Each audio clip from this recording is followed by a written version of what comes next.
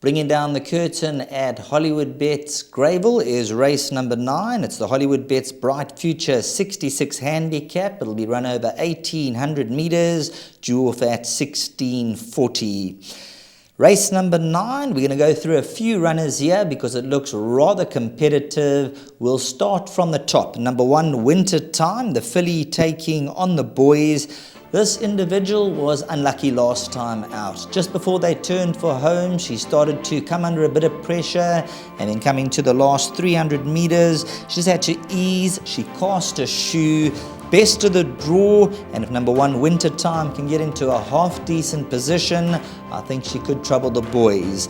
Saying that, number 2 Cool Apache, another of the fairer sex, not disgraced last time, third to Short Skirt Flirt, horse that you have to include. The current favourite, number 3 Fever, trading at around 3-1. This is a horse who is in search of the hat-trick, another horse who absolutely thrives on the poly. All 3 wins have come on the poly, and the latest victory was over 2,000 meters. The penultimate victory also over 2,000. So no stress, 1,800 meters from a neat draw. Luke Ferraris, he knows Fever. This could be the horse that sets the standard. So number 3 Fever, probably the horse they all have to beat. But you know me, when it comes to the long shots, I'm waiting the whole day, and that is for number 6, Twice the Flight. 16-1 currently as we speak, and this is a horse who's dropping down to a 66 handicap.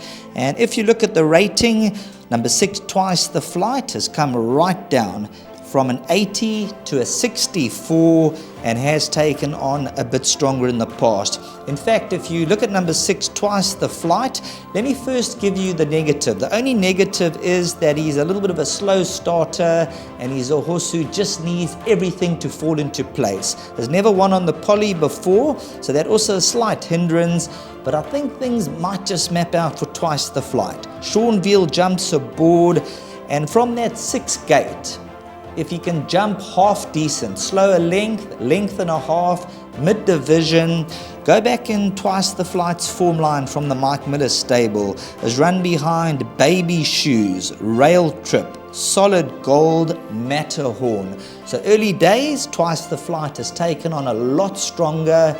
And I just get the feel at 16-1, if the poly track doesn't catch number 6 Twice the Flight out, I'm waiting for a huge performance. Has dropped down to a 64 in the ratings, and number 6 Twice the Flight for me represents the value. And I think Sean Veal, a nice strong rider. It's all about how he comes out the gates and how far back he is. If he takes to the poly, he has had 2 runs on the poly for a 4th position, and on that occasion it was a fair run.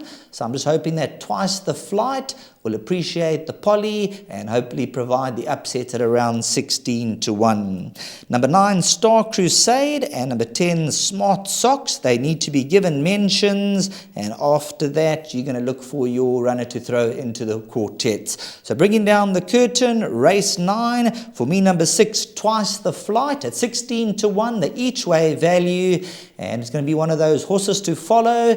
If he doesn't fire up on Wednesday, next time on the turf, put that horse in your black book. Twice the Flight, and let's hopefully can clear the runway.